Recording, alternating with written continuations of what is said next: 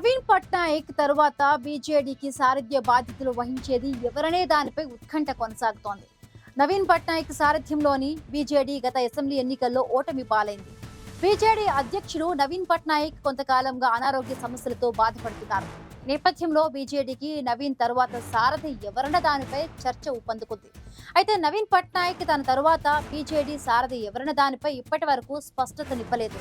బీజేడీకి ఎవరు నాయకత్వం వహిస్తారన్న విషయంపై ఇటీవల స్పందించిన నవీన్ పట్నాయక్ దాన్ని ప్రజలు నిర్ణయిస్తారని చేసిన వ్యాఖ్యలు చర్చనీయాంశంగా మారాయి.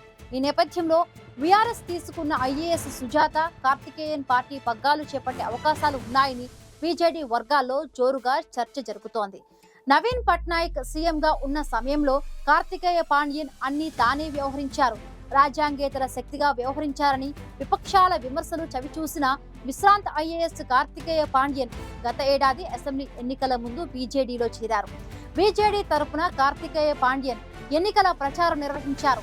బీజేడీ పార్టీ పరాజయం పాలైతే తాను రాజకీయ సన్యాసం తీసుకుంటారని ప్రకటించిన కార్తికేయ పాండ్యన్ బీజేపీ అధికారంలోకి రాగానే సన్యాసం గురించి అధికారికంగా ప్రకటించారు.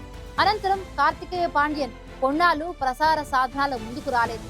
నవీన్ నివాస్ తెర వెనుక ఉంటూ రాజకీయ వ్యూహాలు రచిస్తూ ఉన్నారు. పాండ్యన్ భార్య సుజాత దీర్ఘకాలం సెలవుల్లో ఉన్నారు. ఆ తరువాత సుజాత కూడా భర్త పాండ్యన్ బాటలో నడిచారు.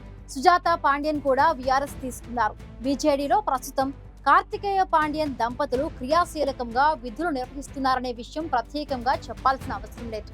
కార్తికేయ పాండ్యన్, సుజాత పాండ్యన్ దంపతులు ప్రత్యక్షంగా కాకుండా తెర వెనుక ఉంటూ బీజేడీ పార్టీ శ్రేణులకు ఎప్పటికప్పుడు దిశానిర్దేశం చేస్తున్నారు.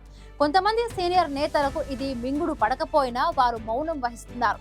ఇదివరకు పాండ్యన్ కు వ్యతిరేకంగా మాట్లాడిన వారు నవీన్ పట్నాయక్ ఆగ్రహాన్ని చవిచూశారు. అందుకే ఇప్పుడు బీజేడీలోని పలువురు సీనియర్ నేతలు అసలు ఏం జరుగుతోందని వేచి చూసే ధోరణిలో ఉన్నారు.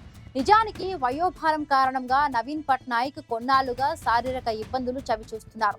ఇటీవల నవీన్ పట్నాయక్ ముంబైలో శస్త్రచికిత్స చేయించుకున్నారు. ప్రస్తుతం విశ్రాంతి తీసుకుంటున్న నవీన్ పట్నాయక్ సమీప భవిష్యత్తులో జరగనున్న స్థానిక సంస్థల ఎన్నికల్లో మళ్లీ ప్రచార సారథి కాగలరా అన్న దానిపై స్పష్టత లేదు.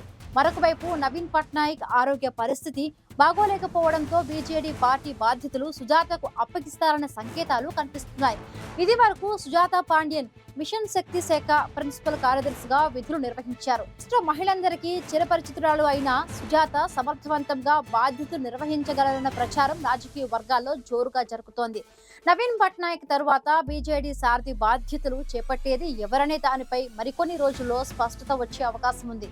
బీజేడీ కొత్త సారథి ఎవరనే దానిపై నవీన్ పట్నాయక్ త్వరలో ప్రకటన చేసే అవకాశం ఉందని రాజకీయ విశ్లేషకులు సైతం భావిస్తున్నారు. ప్రస్తుత పరిస్థితులను నిశ్చితంగా గమనిస్తే తెర ముందు సుజాత, తెర వెనుక కార్తికేయ పాండ్యన్ ఉండి బీజేడీని ముందుకు తీసుకువెళ్లే సూచనలు కనిపిస్తూ ఉన్నాయి.